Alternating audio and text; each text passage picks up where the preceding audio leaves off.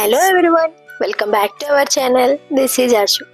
మీలో ఎంతమంది వరలక్ష్మి వ్రతం చేసుకున్నారో నాకైతే కామెంట్ చేయండి. మేమైతే చాలా మంచిగా చేసుకున్నాం. పొద్దున్నే లేవగానే ఇల్లంతా క్లీన్ చేసుకొని బయట అయితే ముగ్గైతే పెట్టేసుకున్నాం. ముందు రోజే ఈ సామాన్లను తీసి పెట్టుకున్నాం బయట పూజ కోసం. దానిపైన బొట్లు పెట్టుకోవడమే లేట్ అనమాట. మా మామయ్య గారు ఫ్రూట్స్ వగేరా వగేరా సామాన్లను తెచ్చి పెట్టేశారు ముందనే. నేనైతే ఇక్కడ ప్రసాదాల కోసం కొంచెం రెడీ చేస్తున్నాను అనమాట. ఇక్కడ మా అత్తయ్య అక్కడ పూజ కోసం టేబుల్ అంతా రెడీ చేస్తున్నారు.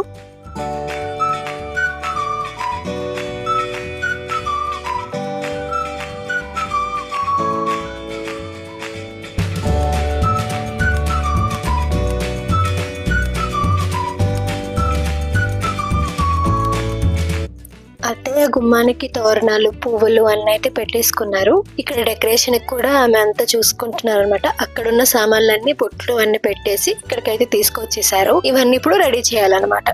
మేమైతే ఎంతో సింపుల్ గా అందంగా అయితే మేమైతే పూజ అనేది రెడీ చేసుకున్నాం అనమాట. ఇక్కడైతే మా మామయ్య గారు మాకు హెల్ప్ చేస్తున్నారు ఉండ్రాలు చుట్టుకుంటూ, అంటే గులాబ్ జామ్ కోసం. ఇక్కడ నేను వడలైతే వేస్తున్నాను.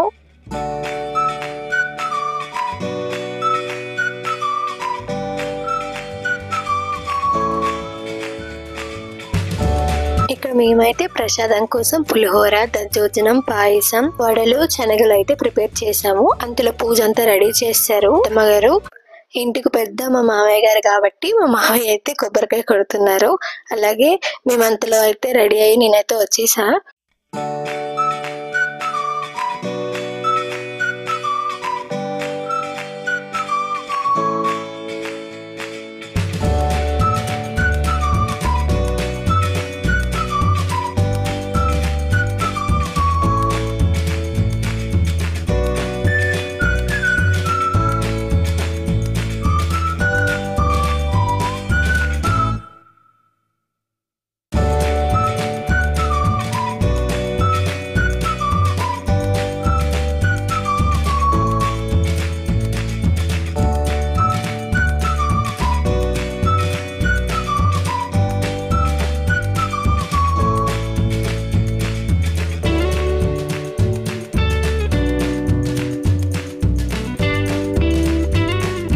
పూజ అంతా కంప్లీట్ అయిపోయింది. ఇప్పుడు తాంబూలం కోసం అత్తమ్మ నాకు చందనం బొట్టు పెట్టి తాంబూలం అయితే ఇస్తున్నారు.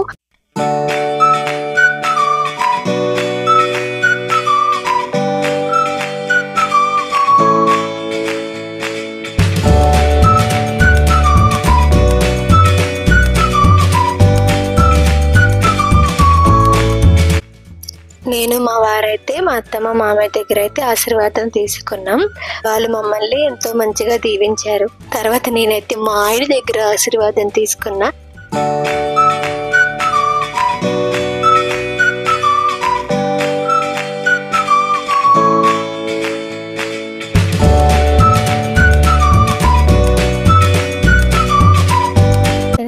ఒక లెక్క, ఆంధ్రాలో ఒక లెక్క అయితే మన పూజలు అయితే చేస్తున్నారు. చాలా సాంప్రదాయాలు కూడా మన తెలుగు వారిలో కూడా ఎంతో డిఫరెన్స్ అయితే ఉంది. నేనంటే చాలా చూసాను ఇలాంటివి. మా పూజ అంతా కంప్లీట్ చేసుకొని మేమైతే ఎవరెవరైతే మమ్మల్ని ఇన్వైట్ చేశారో వాళ్ళ దగ్గరికి వెళ్ళి తాంబూలం అయితే తీసుకున్నాం. మా దగ్గరికి కూడా చాలా మంది వచ్చారు. మేము వాళ్ళకైతే తాంబూలం ఇచ్చాము. Thank you for watching. Please subscribe my channel.